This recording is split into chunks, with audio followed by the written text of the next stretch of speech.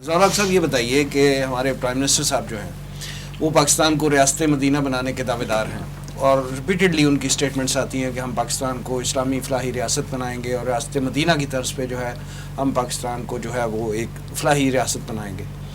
کیا ان کو اس طرح کا متنازع بل جس کے کنٹینٹس ابھی عبدالوارث صاحب ہمیں بتا رہے ہیں, ان کو اس طرح کا متنازع بل پیش کرنے پہ انسانی حقوق کی جو وزارت ہے اس کی جواب طلبی نہیں کرنی چاہیے؟ جی وسیم صاحب, جیسا کہ رانا حسن صاحب نے بھی اور عبدالوارث صاحب نے بھی بڑی تفصیل سے بتایا اس پورے معاملے کے اندر, پہلی بات تو یہ ہے کہ ہیومن رائٹس کا جو کانسیپٹ ہے نا, وہ جسے کہتے ہیں نا کہ شاہ سے زیادہ شاہ کے وفادار, مغرب کے اندر ہیومن رائٹس کا وہ کانسیپٹ اس طرح سے شاید جو ہم امپورٹ کر کے یہاں پہ اس کو لبادہ اڑا کر کہ ہم یہاں پہ انسانی حقوق لے کے آنا چاہتے ہیں. اب جس طرح ذکر ہو رہا تھا نا ابھی یہ کہ 18 years of age, 18 years of age کے حوالے سے ایک اور بات دیکھیے کہ کیا پاکستان اس چیز کی بھی اجازت دے گا ان دا فیوچر کہ 18 ایئرز سے کم عمر پہ کنورژن تو نہیں ہو سکتی, ٹھیک ہے, لیکن 18 ایئرز سے کم عمر کے اندر اس چیز کی اجازت ہے کہ آپ ایکسٹرا میریٹل افیئرس کر سکتے ہیں. برطانیہ میں تو ہے اس چیز کی اجازت, وہ کرتے ہیں. اچھا, وہاں پہ تو کنورژن کے اوپر بھی ایج جو ہے اس کو اس طرح سے اسٹرکٹلی امپلیمنٹ کیا نہیں جاتا. بس یہ اس پوائنٹ آف ویو سے بات تھی. جہاں تک تعلق اس چیز کا ہے کہ دیکھیے جواب طلبی کی بات آپ نے کیا, اب انسانی حقوق کی جو منسٹری ہے اس کا بیک گراؤنڈ اور اس کی کمپوزیشن تو ذرا دیکھیں, کمپوزیشن ہے کیا اس کی. دو قسم کے لوگ آپ کو بہت کلیئرلی اس کے اندر نظر آئیں گے, اور تیسری قسم میرا نہیں خیال وہاں بھی ہوگی.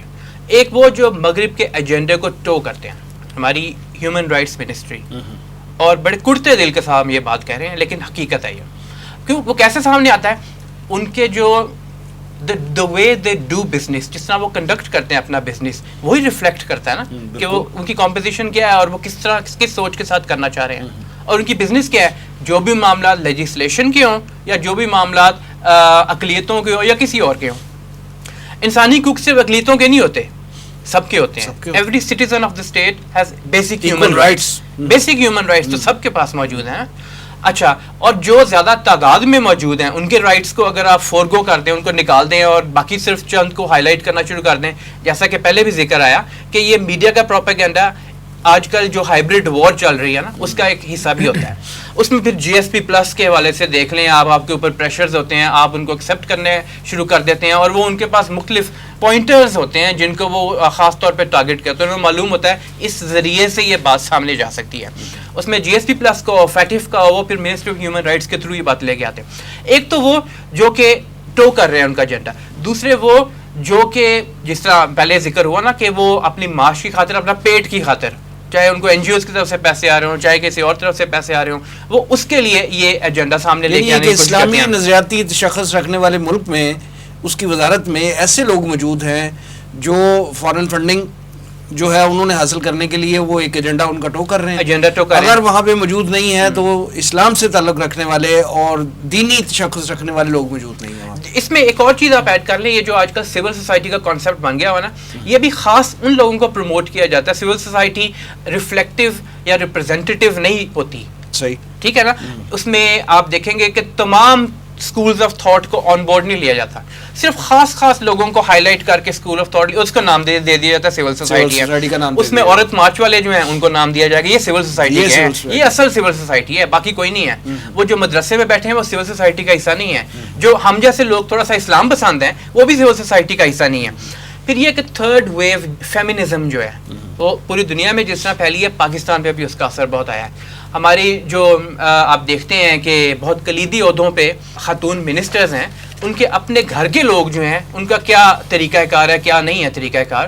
خاص طور پہ ایک ہماری جو وزیر موصوفہ ہیں ان کی اپنی بیٹی وہ یوٹیوب کے اوپر کس طرح کی اینٹی اسلام باتیں کر رہی ہوتی ہیں. تو بہرحال اس کا آپ ریفلیکشن تو دیکھتے ہیں نا, تھرڈ ویو فیمنزم جو ہے. ساتھ اس کے لبرلزم جو ایک اس کا ایک ہوا کھڑا کر دیا گیا ہے. وہ لبرلزم کے اندر ہر وہ بات جو اسلامی ہے اس کو آپ نے نیگیٹو پورٹرے کرنا ہے, ہر وہ بات جو کہ ویسٹ سے آئی ہوئی آپ کی شرم و حیا ختم کرنے والی ہے اس کو آپ نے پروموٹ کرنا ہے. لیکن منسٹری آف ہیومن رائٹس کے اوپر ہماری جو گورنمنٹ ہے اس کا کم از کم اس موقع کے اوپر, کیونکہ یہ بات منسٹری آف ریلیجیس افیئرز نے سامنے رکھتی ہے کہ یہ ڈرافٹ مسودہ آیا تھا, تو ہماری government at the top of it prime minister of Pakistan کو نوٹس لینا چاہیے, کیونکہ وہ کہتے ہیں ریاست مدینہ, تو ریاست مدینہ تو وہی ہوگی نا جو ریاست مدینہ کے اصولوں کے مطابق ہو, وہ تو نہیں ہوگی جو کہ مغرب کے اصولوں کے مطابق سامنے آ رہی ہے. تو ان کا بنتا ہے اس کے اوپر نوٹس, سخت اس چیز کے اوپر نوٹس لینا. ایک چیز جو کہ آپ کہہ سکتے ہیں بریتھ آف فریش ایئر ہے تھوڑی سی اس معاملے میں, کیونکہ کئی دفعہ شر سے خیر بھی برآمد ہو جاتی ہے, وہ یہ ہے کہ نمبر ون, ہمارے ابھی اتنے وائبرنٹ مختلف لیولز کے اوپر خاص طور پر علماء اور عوام الناس میں لوگ موجود ہیں کہ وہ جہاں پہ ان کے سامنے کوئی بات آتی ہے جو اسلام کے خلاف ہو تو اس کے اوپر آواز ضرور اٹھاتے ہیں. یہ پہلے بھی 2016-17 میں سندھ والا بل, اور اب بھی یہ جو بات سامنے آ رہی ہے پبلک پریشر کے ذریعے ہی گورنمنٹ تھوڑی سی علماء نے کردار ادا کیا ہے. اور secondly council of Islamic ideology کو تمام اسلامی قانون سازی جو خاص طور پہ اس پہ اب آن بورڈ لینا چاہیے, اس پہ خاص قانون سازی کرنے کی ضرورت ہے. بہت امپورٹنٹ, جب تک ان کو آن بورڈ نہیں لیں گے وہ بنا ہی اس مقصد کے لیے, اس کے پھر تمام مکاتب فکر کے لوگ موجود ہیں. ایگزیکٹلی تمام مکاتب اگر وہاں سے ویٹ ہو کے کوئی بھی قانون سازی کے لیے مسودہ آتا ہے تو وہ ایک طرح سے جو ہے وہ بڑا بہترین ہوگا, کیونکہ ایک اسلامی نظریاتی ریاست ہے. ہاں جی بالکل, اور اسلامک آئیڈیالوجی کاؤنسل کو مزید امپاور کرنے کی ضرورت ہے لیجسلیٹو بزنس. میں اس میں یہ ایڈ کرنا چاہوں گا وسیم صاحب کہ جو وزارت یہ جو انسانی ہے, حقوق انسانی ہے, اس کو صرف ایسے کیسز ہی نظر آتے ہیں جو کہ اقلیتوں سے متعلق ہیں. یعنی دیکھیں کہ پورے پاکستان میں صرف جو دیکھیں یہ وزارت انسانی حقوق ہے, اس کے اندر تو تمام مذاہب کے لوگ آتے ہیں, اس میں تو وہ بھی آئے گا جس کا کوئی مذہب ہی کوئی نہیں ہے. پاکستان میں ایسے لوگ موجود ہیں, آپ سب کو پتہ ہے. تو میرا ان سے بلکہ کویسچن ہوگا کہ کیا جو دوسرے جو مسلمان ہیں جو کروڑوں کی تعداد میں آباد ہے, کیا ان کے کوئی حقوق نہیں ہیں؟ یہی بات کر رہے تھے نا رضا. جی, تو میں ایک دو کچھ ایسے پرسنس کو بلکہ کوٹ کرنا چاہوں گا.